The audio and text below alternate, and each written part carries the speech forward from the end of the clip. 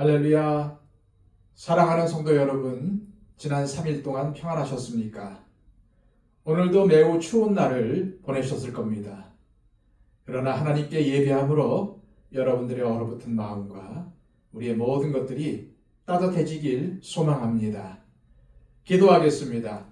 하나님 아버지, 오늘 추운 한날 우리와 동행하여 주시고 우리를 지켜주심을 감사합니다. 세상에 살면서 하나님과 동행하는 것이 얼마나 귀한 것인지, 내가 예수를 믿는 것이 얼마나 아름다운 일인지 다시 한번 느낍니다. 이 시간 이 예배를 통해 주님 앞에 엎드려오니 주님 말씀을 통해서 주님의 귀한 뜻을 알게 하여 주시고, 또한 알게 된 귀한 뜻을 이 세상 가운데 행하며 살아갈 수 있도록 우리를 인도하여 주시옵소서. 이 예배의 시종을 주님께 의탁하옵고 예수 그리스도의 이름으로 기도하옵나이다. 아멘. 다 함께 찬송가 502장 찬양하겠습니다.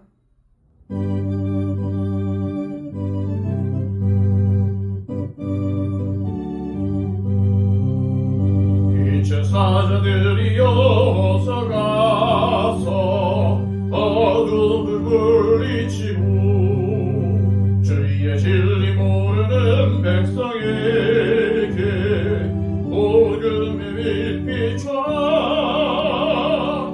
빛의 사자들이여 복음의 빛 비춰라. 죄로운 밤 밝게 비춰라.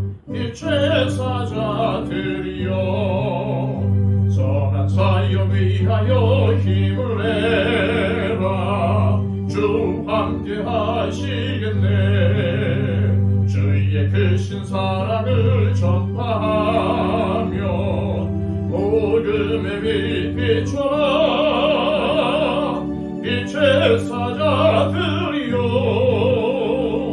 복음의 빛 비춰라. 죄로운 밤 밝게 비춰라.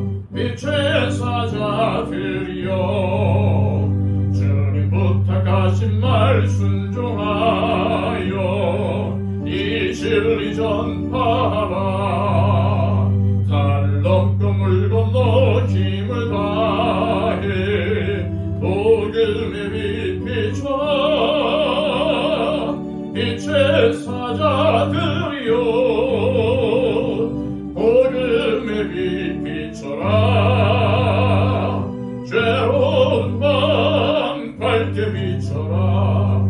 빛의 사자들이여 동서남북어디나 땅끝까지 주님만 의지하고 눈 어두워 못 보는 백성에게 복음의 빛 비춰라. 빛의 사자들이여 복음의 빛 비춰라. 죄로운 밤 밝게 비춰라. 빛의 사자들이여. 이 시간 우리에게 주시는 하나님의 귀한 말씀은 신약성경 사도행전 1장 15절에서 26절까지의 말씀입니다. 신약성경 187쪽입니다. 모인 무리의 수가 약 120명이나 되더라. 그때에 베드로가 그 형제들 가운데 일어서서 이르되, 형제들아, 성령이 다윗의 입을 통하여 예수 잡는 자들의 길잡이가 된 유다를 가리켜 미리 말씀하신 성경이 응하였으니 마땅하도다. 이 사람은 본래 우리 수 가운데 참여하여 이 직무의 한 부분을 맡았던 자라. 이 사람이 불의의 삭스로 밭을 사고 후에 몸이 곤두박질하여 배가 터져 창자가 다 흘러나온지라. 이 일이 예루살렘에 사는 모든 사람에게 알려져 그들의 말로는 그 밭을 아겔다마라 하니, 이는 피밭이라는 뜻이라. 시편에 기록하였으되 그의 거처를 황폐하게 하시며 거기 거하는 자가 없게 하소서 하였고, 또 일렀으되 그의 직분을 타인이 취하게 하소서 하였도다. 이러함으로 요한의 세례로부터 우리 가운데서 올려져 가신 날까지 주 예수께서 우리 가운데 출입하실 때에 항상 우리와 함께 다니던 사람 중에 하나를 세워 우리와 더불어 예수께서 부활하심을 증언할 사람이 되게 하여야 하리라 하거늘, 그들이 두 사람을 내세우니 하나는 바사바라고도 하고 별명은 유스도라고도 하는 요셉이요, 하나는 마띠아라.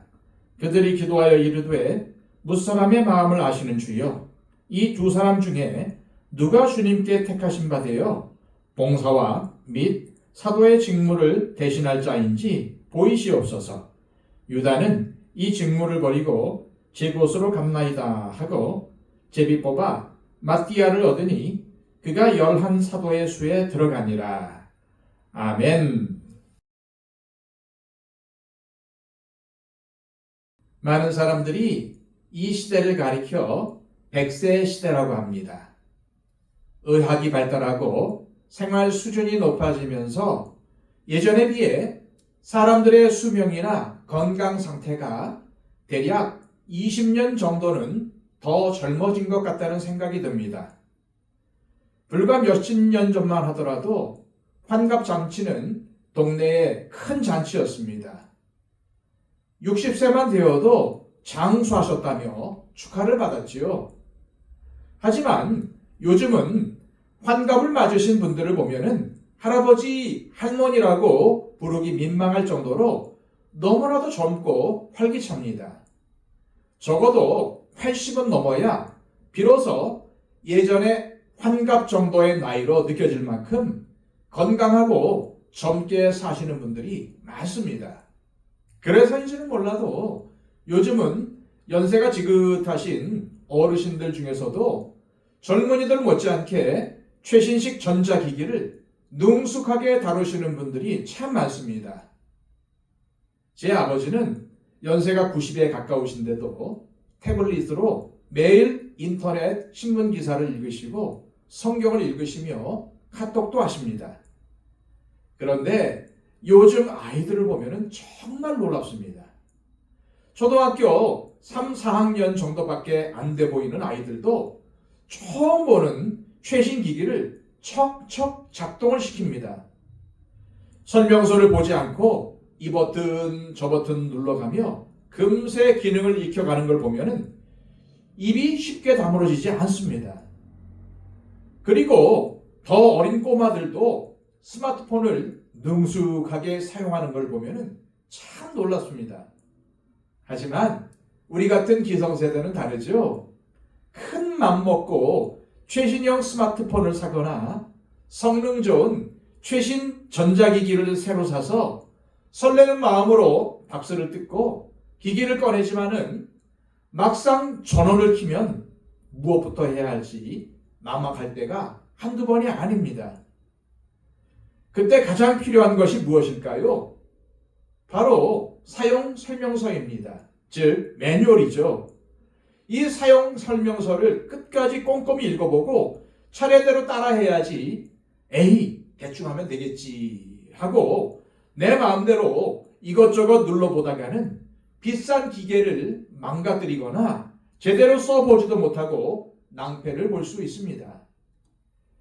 지금 우리가 묵상하고 있는 사도행전 1장의 상황이 마치 설명서 없이 복잡한 기계 앞에 서 있는 사람들의 심정과 비슷하지 않았을까요? 제자들에게 예수님은 모든 것이었습니다. 3년 동안 예수님만 믿고 따랐습니다. 예수님이 십자가에서 돌아가셨을 때 하늘이 무너지는 것 같았지만 부활하셔서 다시 그들 곁에 계셨기에 위로를 얻고 힘을 얻었습니다.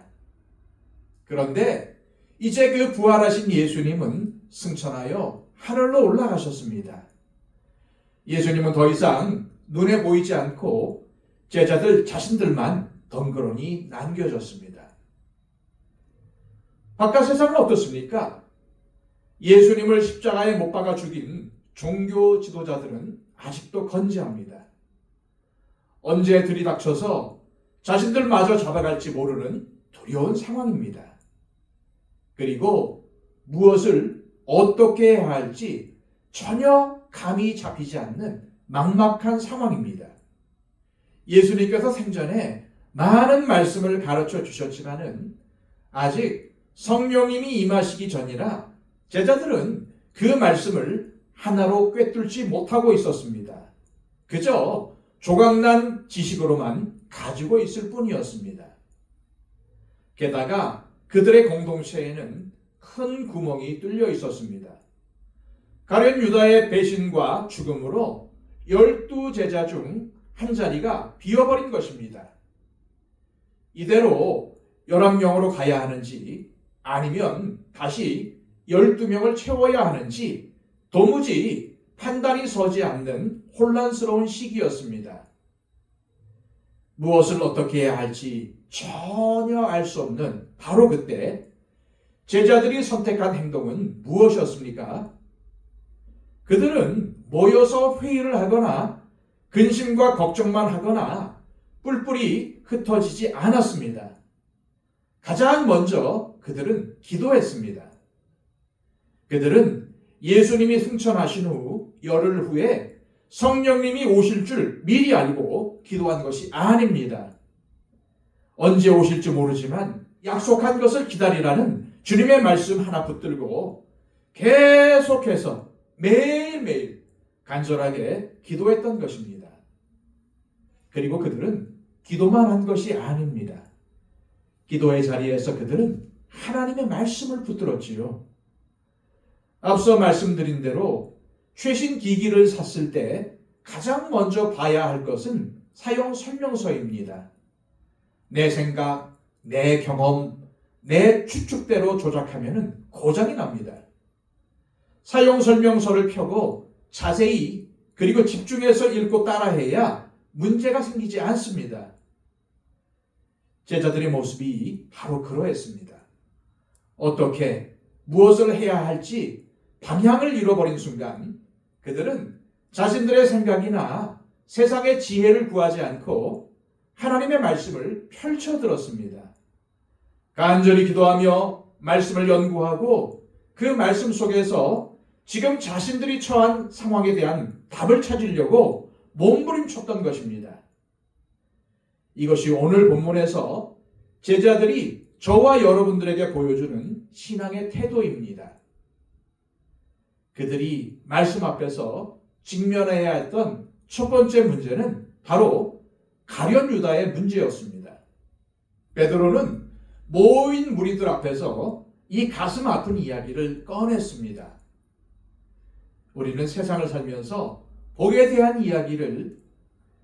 우리는 세상을 살면서 복에 대한 이야기를 참 많이 합니다. 아마도 복 받기 싫어하는 사람은 세상에 단 한 명도 없을 겁니다. 그런데 우리가 살면서 누릴 수 있는 진짜 복, 참된 복이란 과연 무엇일까요? 우리가 누려야 할 참된 복, 진짜 복은 세상의 복이 아니라 하나님께서 주시는 하늘의 복입니다. 그런데 정작 우리의 기도 제목들을 가만히 들여다보면은 지금 하늘의 복을 구하고 있습니까? 아니면 세상의 복을 구하고 있습니까? 안타깝게도 우리의 기도 제목은 세상의 복에 맞춰져 있을 때가 많은 것 같습니다. 건강하게 오래 사는 것, 사업이 잘 되고 성공하는 것, 돈을 많이 버는 것, 자녀와 손자들이 좋은 대학에 가고 좋은 직장에 취직하는 것, 좋은 배우자 만나서 편안하게 잘 사는 것 등등 말입니다. 그런데 이것들이 결코 나쁘다는 말이 아닙니다. 하나님은 우리에게 필요한 것들을 채워주시는 분이십니다. 하지만 오직 그것만 구하는 것이 문제인 겁니다. 왜 그럴까요? 그런 것들은 이 세상에서 누리고 끝나버리는 것들이기 때문입니다. 죽음 이후에는 가져갈 수가 없는 것들입니다. 이처럼 이 세상에서 끝나버리는 것들은 진짜 복이 될 수가 없습니다. 우리가 죽은 다음에도 영원토록 우리와 함께하는 것, 그것이 진짜 복입니다. 이 세상에서 누리는 만수무강이나 부귀영화가 아니라 예수 그리스도를 통해서 임하는 영원한 생명의 복, 그것이 진짜 복입니다. 이 땅에서 성공하고 부유해지면 좋은 일입니다. 하지만 그것들은 진짜 복인 예수님을 믿고 성령 충만하게 살아갈 때 주어지는 덤이거나 혹은 진짜 복을 깨닫기 위한 도구일 뿐이지 그 자체가 목적이 되어서는 안 됩니다. 그런데 많은 사람들, 그 중에서도 성도라는 이름을 가진 사람들이 언젠가는 사라져버릴 껍데기를 잡느라고 알맹이인 진짜 복을 놓치는 경우가 있으니 얼마나 안타까운 일입니까? 그렇다면 하나님의 복, 진짜 복을 누리는 사람들이 누구일까요? 바로 성령 충만을 받고 성령의 인도하심을 따라 사는 사람들입니다. 교회를 다닌다고 다 같은 그리스도인이 아닙니다.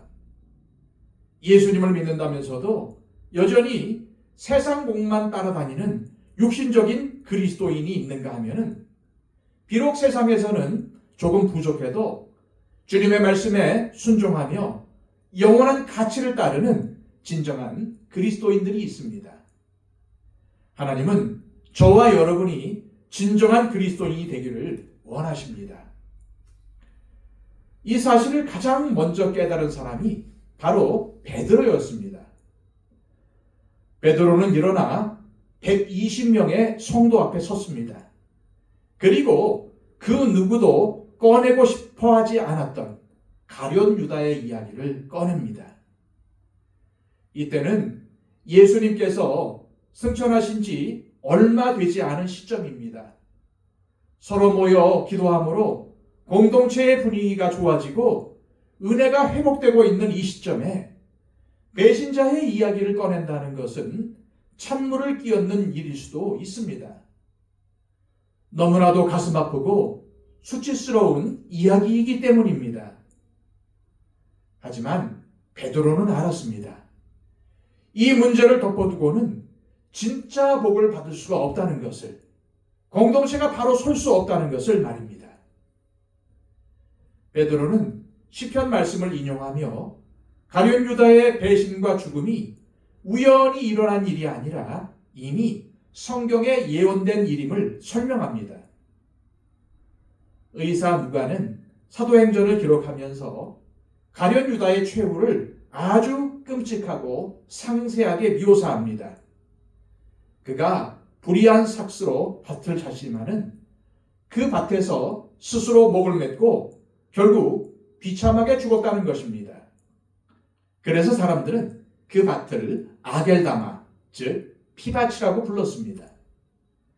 가룟 유다를 세상의 눈으로 보면은 성공한 사람이었을지도 모릅니다.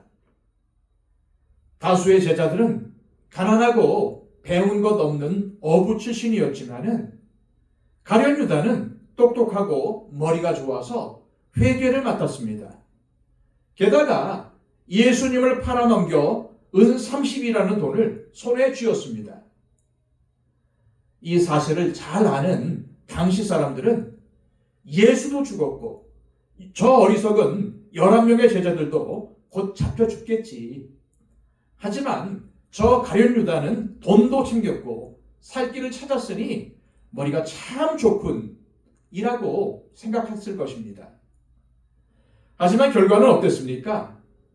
완전히 반대로 되었습니다. 성공한 줄 알았던 가룟 유다는 가장 비참하게 죽었고 죽을 줄 알았던 11명의 제자들은 살아서 위대한 하나님의 역사를 이루었습니다.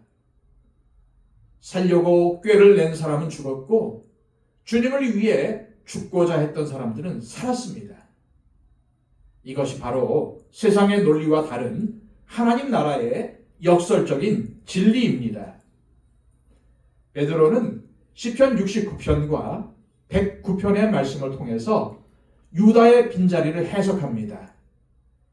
그의 거처를 황폐하게 하시며 그의 직분을 타인이 취하게 하소서. 베드로는 1000년 전 다윗을 통해 예언된 이 말씀이 정확하게 이루어진 것이라고 해석한 것입니다. 가룟 유다는 12제자라는 영광스러운 자리에 들어왔지만 자신의 욕심 때문에 그 자리를 박차고 나갔습니다. 천국 문턱까지 왔다가 지옥으로 떨어진 것입니다. 그래서 베드로는 결단합니다. 이 배신자의 자리를 비워두어서는 안 된다. 하나님께서 예비하신 다른 사람으로 이 직분을 채워서 무너진 이스라엘의 12지파를 상징하는 사도의 수를 회복해야 한다. 여러분, 오늘날 진정한 이스라엘은 누구입니까? 바로 예수 그리스도를 믿고 따르는 저와 여러분이 진정한 이스라엘이요, 영적인 이스라엘입니다. 예수님께서 굳이 12명의 제자를 뽑으신 이유도 구약에 실패한 12지파를 대신할 새로운 하나님 백성의 기초를 놓기 위함이었습니다.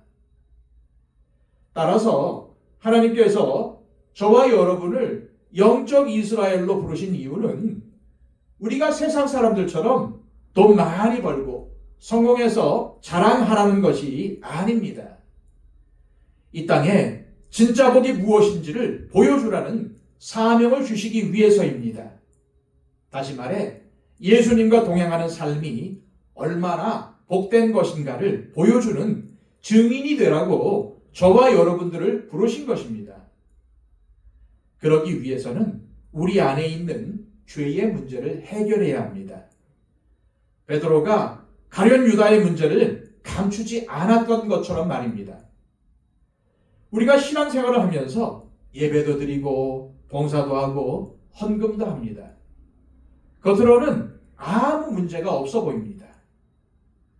하지만 우리의 내면 깊은 곳에 은밀한 죄가 있고 하나님 앞에서 해결되지 않은 문제가 있다면 그것을 적당히 덮어두어서는 안 됩니다. 기초가 썩었는데 그 위에다 집을 지으면 어떻게 될까요? 아무리 화려하게, 아무리 비싼 자재로 짓는다고 할지라도 결국 무너져 버립니다. 회개해야 합니다. 예수님의 피로 사함을 받아야 합니다. 하나님은 우리의 부족한 부분을 채우시되 깨끗하게 씻어내고 다시 시작하기를 원하십니다. 이것을 깨달은 베드로는 성령을 받기 전 제자 공동체의 그릇을 깨끗이 닦아내고 있었던 것입니다. 이제 유다의 자리를 대신할 새로운 사도를 뽑아야 합니다. 인기 있는 사람, 말 잘하는 사람, 돈 많은 사람을 뽑는 게 아니었습니다. 그래서 베드로는 사도의 자격 요건을 아주 명확하게 제시합니다. 첫째 조건은 신실함입니다. 사도의 요건은 요한의 세례로부터 우리 가운데서 올려져 가신 날까지 항상 우리와 함께 다니던 사람이어야 했습니다. 다시 말해서 예수님이 세례 요한에게 세례를 받으시고 사역을 시작하실 때부터 십자가에 달리시고 부활하시고 승천하실 때까지 그 모든 과정을 함께한 사람이어야 사도가 될 수 있다는 말입니다. 그런데 단순히 예수님과 함께 다닌 사람이 아닙니다. 예수님과 함께 먹고 자고 그분의 인격을 경험하고 그분의 숨결을 느낀 사람이어야 했습니다. 예수님을 아주 잘 아는 사람이어야 했습니다. 예수님의 친동생이었던 야고보도 나중에는 예루살렘 교회의 기둥 같은 지도자가 되었지만은 사도가 되지는 못했습니다. 왜냐하면 처음부터 예수님을 믿고 따른 게 아니었기 때문입니다. 하지만 무엇보다 중요한 것은 끝까지 함께 해야 한다는 사실입니다. 생각해 보십시오. 예수님께서 오병이어의 기적을 일으키실 때 남자만 5천 명이 넘는 사람들이 구름대처럼 모여들었습니다. 하지만 예수님이 고난을 받으시고 십자가에 달리시자 다 떠나갔습니다. 지금 마가의 다락방에 남은 사람은 고작 120명 뿐입니다. 신실함이 무엇일까요? 좋으나 싫으나 기쁠 때나 슬플 때나 한 번 맺은 약속을 끝까지 지키는 것입니다. 상황이 좋으면 따르고 힘들면 등 돌리는 것은 신실함이 아닙니다. 사도의 자격은 능력에 있지 않고 변함없는 우직함, 그 자리를 지켜내는 뚝심에 있었습니다. 둘째 조건은 부활의 증인이어야 했습니다. 초대교회가 전했던 메시지의 핵심은 예수님은 십자가에 달려 죽으셨지만 부활하셨습니다. 였습니다. 이것이 그들의 유일한 외침이었습니다. 그러니 사도가 될 수 있는 사람은 예수님의 부활을 직접 목격하고 내가 보았다, 예수님은 살아계신다 라고 목숨을 걸고 증언할 수 있는 사람이어야 했습니다. 이러한 엄격한 기준을 적용해 보니 딱 두 사람이 후보로 추천이 되었습니다. 하나는 바사바라고도 하고 유수도라는 별명을 가진 요셉이었고, 또 한 사람은 마띠아였습니다. 이 두 사람은 12제자의 명단에는 없었지만은 이름 없이 빛도 없이 예수님의 그림자처럼 묵묵히 그 모든 여정을 함께 해온 신실한 사람들이었던 것입니다. 이제 이 두 사람을 놓고 최종 결정을 해야 합니다. 이때 제자들은 어떻게 합니까? 투표를 했습니까? 토론을 했습니까? 아닙니다. 그들은 다시 기도합니다. 무사람의 마음을 아시는 주여, 이 두 사람 중에 누가 주님께 택하신 바 되어 봉사와 및 사도의 직무를 대신할 자인지 보이시옵소서. 그들은 제비를 뽑기 전에 하나님께 간절히 기도하며 하나님의 주권을 인정했습니다. 우리가 사람을 세우지만 선택은 하나님께서 하십니다. 하나님께서 원하시는 사람을 뽑아주십시오 라고 하나님의 역사를 구한 것입니다. 여기서 우리가 주목할 점은 인간의 책임과 하나님의 주권이 얼마나 아름답게 조화를 이루는가 하는 것입니다. 제자들은 아무나 뽑아달라고 하지 않았습니다.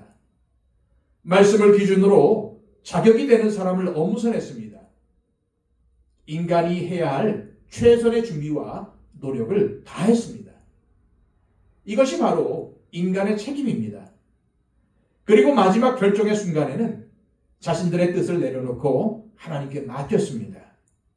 이것이 하나님의 주권을 인정하는 믿음입니다. 준비를 하나도 안 하고 주여 믿습니다, 주님께서 알아서 해 주십시오 하는 것은 맹신이거나 직무유기입니다. 반대로 기도는 안 하고 자기들끼리 완벽하게 계획을 짜서 밀어붙이는 것은 불신앙이며 불순종입니다.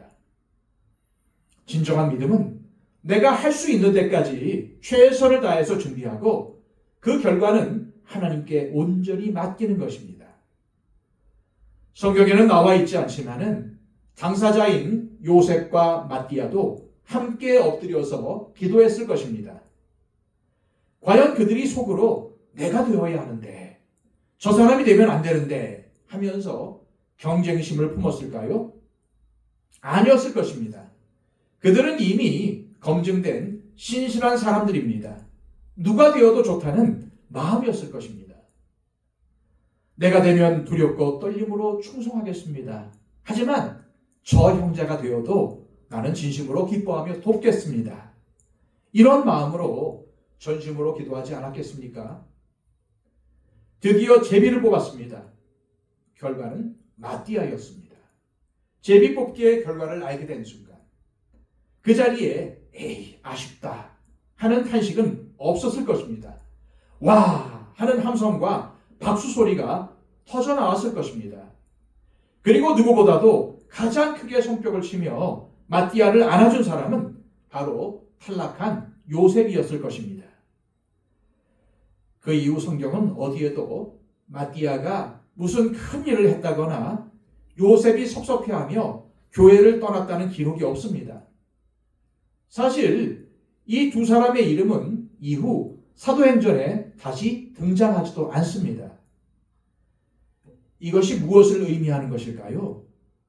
그들은 누가 높아지고 누가 낮아지는지에 관심이 없었다는 의미입니다. 이름이 나든 안 나든, 직분을 맡든 안 맡든, 오직 예수님의 부활을 증거하는 증인이 되는 것, 교회가 하나 되는 것만이 중요했습니다.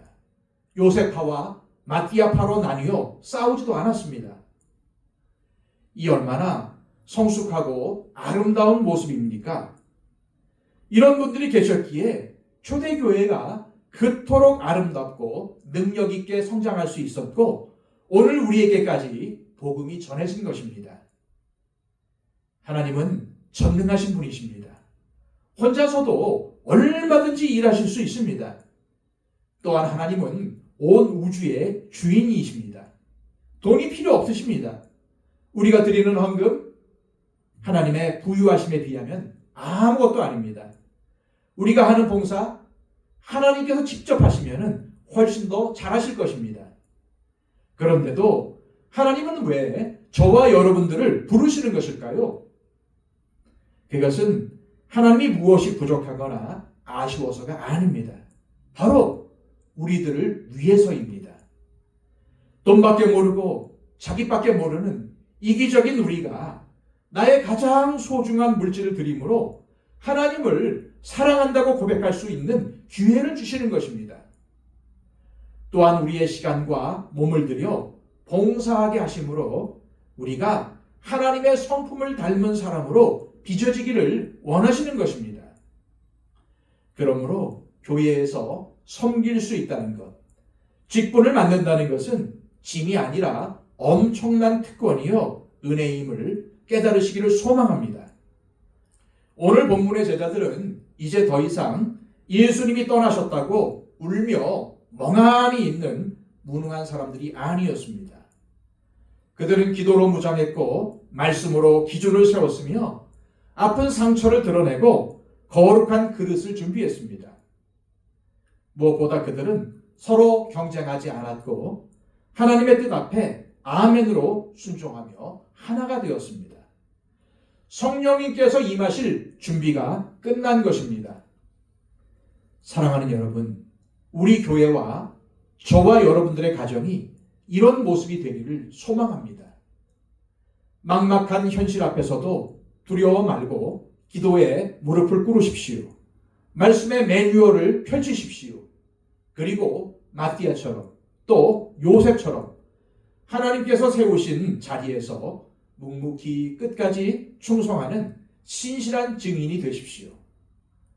이름 없이 빛도 없이 섬기는 여러분들의 그 헌신과 섬김을 통해 하나님께서는 이 시대에 필요한 주님의 역사를 펼쳐 가실 것입니다.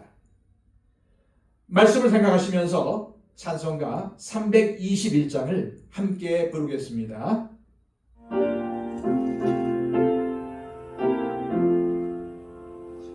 날 계속하신 예수께 내 생명 모두 드리니 늘 진실하게 하소서.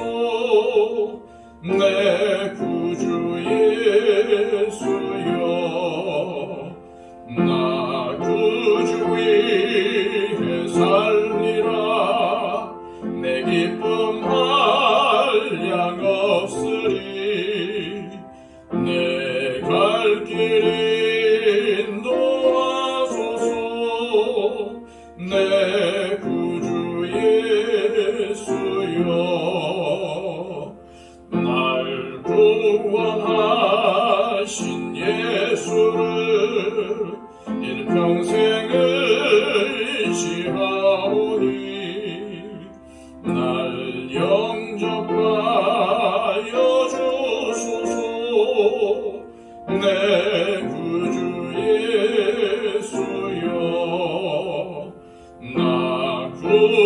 위해 살리라 내 기쁨할 양 없으리 내 갈 길 인도하소서 내 구주 예수여 주 십자가에 달리사 날 자유하게 했으니 내 몸과 마음을 주 위해 다스게 하소서 나 구주 위해 살리라 내 기쁨할 양 없으리 내 갈 길 인도하소서 내 구주 예수여